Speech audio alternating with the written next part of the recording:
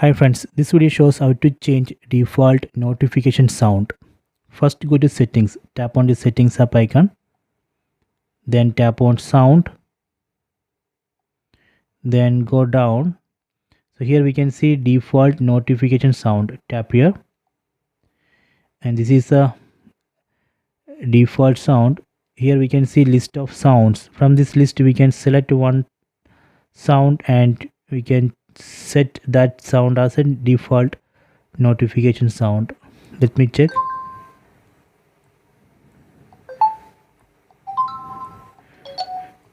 So if you want to add a new sound, right, you can tap here add notification, then you can select one audio file from your phone. Okay, so this way we can change default notification sound. So if you don't want any notification sound, you can select none here. Okay, so after this selection you have to tap on OK. Done. Okay, so please check it.